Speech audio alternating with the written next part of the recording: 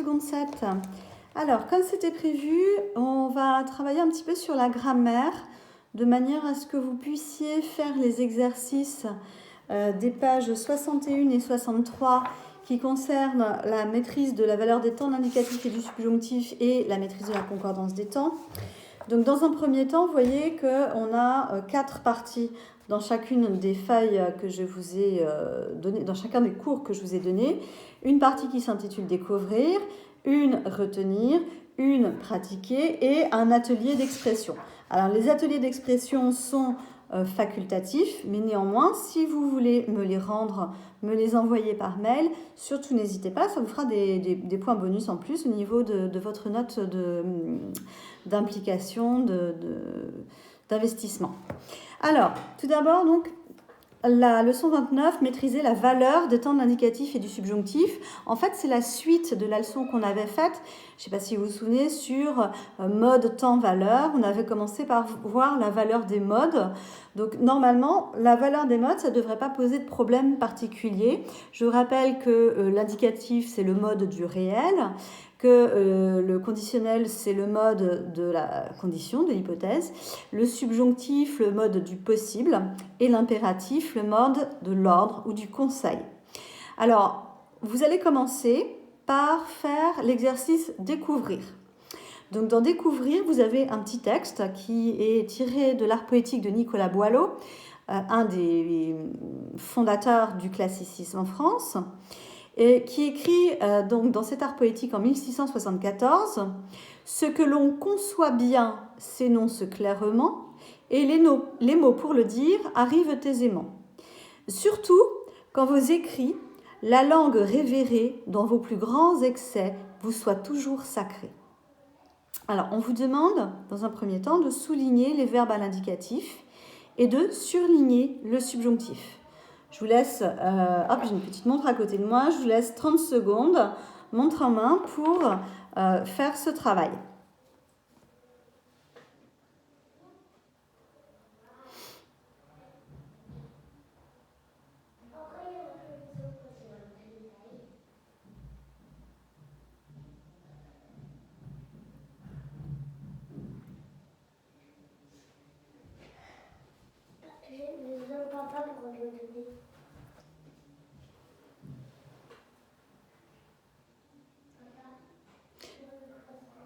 Voilà, les 30 secondes sont écoulées. Donc, les verbes à l'indicatif sont conçoit, le verbe concevoir, s'énonce, verbe énoncer, arrive, verbe arriver, et le verbe au subjonctif dans le vers 4 est soit. Alors ensuite, dans la question petit b, on vous demande quel vers de l'extrait ressemble à une maxime, c'est-à-dire à un proverbe. Et vous devez expliquer. Alors, il n'y a que 2 vers dans tout petit texte. Il y en a un... il n'y a que 2 phrases sur 4 vers, donc 2 vers par phrase. Soit c'est dans la première phrase qu'il y a un proverbe, soit c'est dans la deuxième phrase qu'il y a un proverbe. Donc, essayez là aussi de regarder laquelle ressemble à un proverbe et pourquoi. Pareil, je vous laisse 30 secondes, montre en main, pour essayer d'expliquer pourquoi. Alors, évidemment, vous avez de la place, vous écrivez directement à la suite. Vous pouvez le faire au crayon à papier si vous le souhaitez.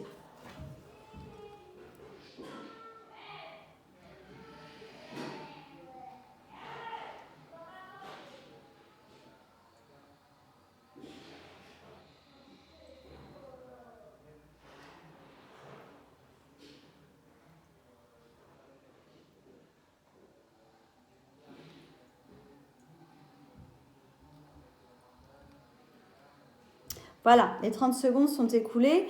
Donc, le vers qui ressemble à une maxime, c'est-à-dire à un proverbe, c'est le premier. Ce que l'on conçoit bien s'énonce clairement. Pourquoi est-ce qu'il ressemble à une maxime, un proverbe ? Eh bien, grâce au pronom indéfini « on » et puis au présent de vérité générale. ensuite, on vous demande de réécrire les 2 derniers vers. Donc, surtout quand vous écrivez la langue à révérer dans vos plus grands excès, vous soyez toujours sacré. On vous demande de réécrire ces 2 derniers vers à l'indicatif présent. L'indicatif présent, pas le subjonctif. Et d'expliquer un petit peu ce qui change. D'accord? Même chose, je vous laisse 30 secondes, montre en main.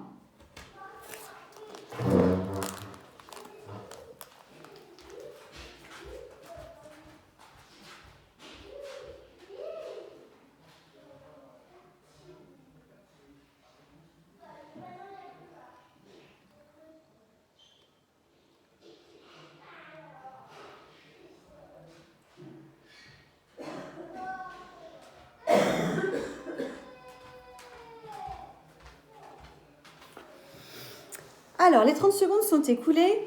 Donc, si on réécrit ces 2 premiers vers à l'indicatif et non plus au subjonctif, ça nous donne, surtout en vos écrits la langue révérée, dans vos plus grands excès, vous êtes toujours sacré. Donc, l'action, cette fois, n'est plus souhaitée, comme le montre le subjonctif, mais bien réelle, comme le montre le mode de l'indicatif. Alors, finalement, on vous demande de rédiger. Comment les modes étant utilisés soulignent-ils la valeur didactique du poème? Alors, je rappelle que la didactique, c'est le fait de vouloir donner des conseils, vouloir enseigner quelque chose à des élèves d'une manière générale. Donc, même chose, je vous laisse peut-être un tout petit peu de temps parce que là, il faut quand même rédiger un petit peu. Donc, je vous laisse 40 secondes. Allez, c'est parti.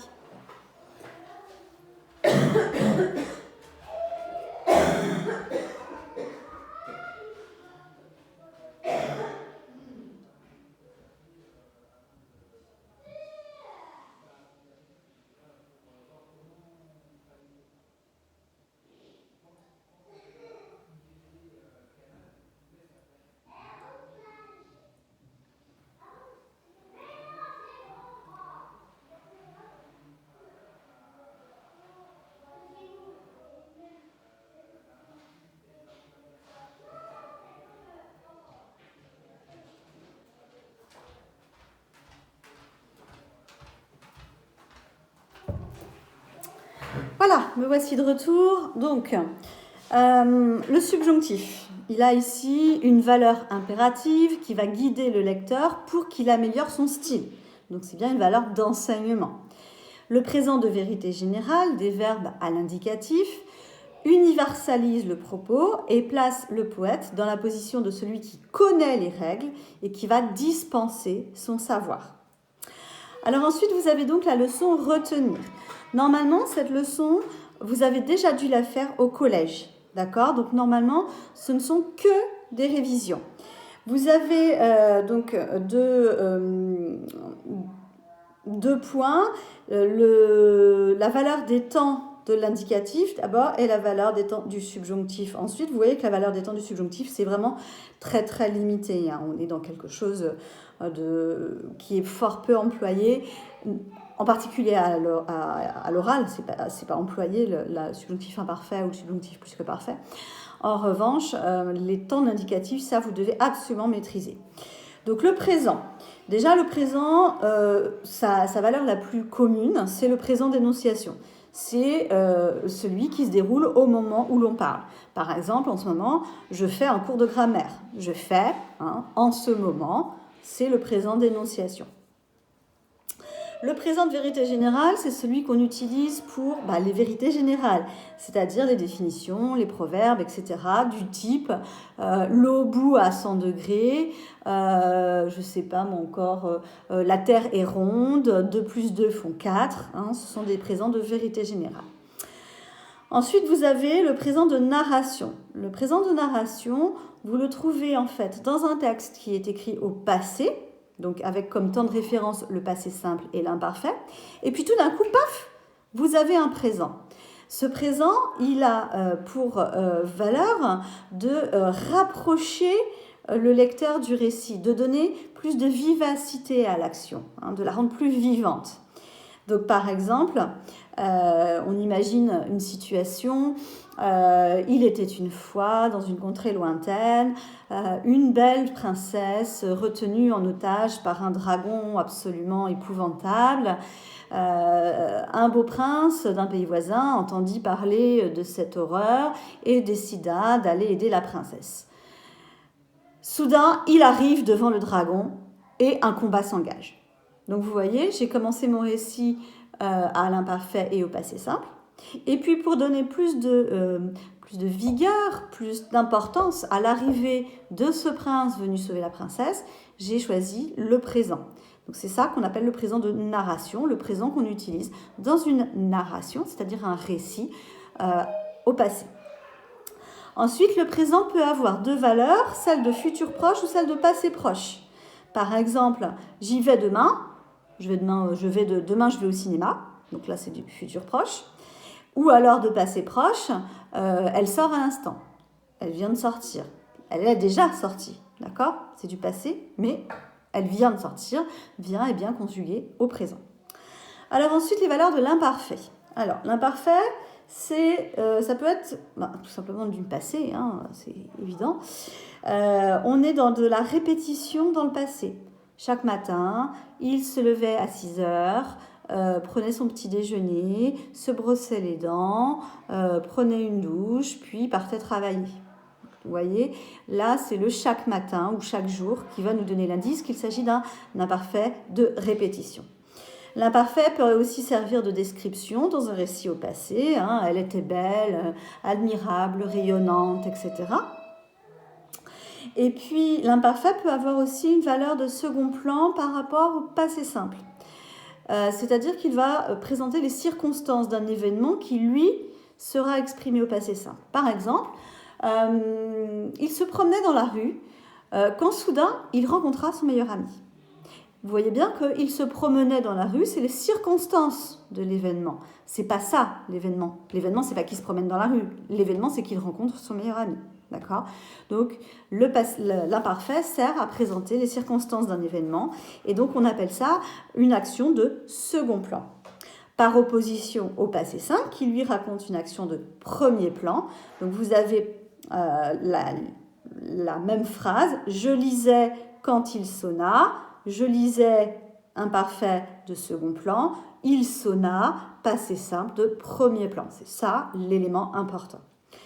Le passé simple peut aussi décrire une action unique qui ne dure pas. Par exemple, il prit une photo. Le futur simple. Le futur simple, c'est une action certaine et à venir. Elle viendra dîner ce soir. Ou ça peut être un ordre. Tu termineras cela pour mardi. Le passé composé montre, lui, une action achevée, un bilan. Il a encore un lien assez proche avec le présent. Le passé composé, vous vous souvenez, dans le tableau que nous avions fait, on avait vu que le passé composé, c'était le temps composé qui correspondait au présent. C'est-à-dire que le passé composé garde un lien, finalement, avec le présent. C'est une action achevée, mais voilà, par rapport à un repère présent. Exemple, donc, il a plu toute la journée. Donc c'est bien toute la journée, quelque chose qui garde un lien avec le présent. Et il a plu, eh bien oui, effectivement, voilà. Le plus que parfait présente lui aussi une action achevée, mais antérieure aux imparfaits. C'est-à-dire que le plus que parfait, il s'est passé avant un événement raconté à l'imparfait. Il avait compris quand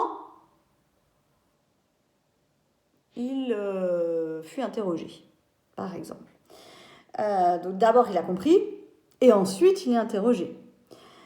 C'est la même valeur, d'ailleurs, pour le passé antérieur. Il eut tout compris lorsqu'il fut interrogé. Là encore, d'abord, il comprend, et après, il est interrogé. Je pourrais dire la même chose, d'ailleurs, au niveau du futur antérieur. Le futur antérieur, c'est d'abord le futur antérieur et ensuite le futur, du genre quand la cloche aura sonné, les élèves sortiront. D'abord la cloche sonne et après les élèves y sortent.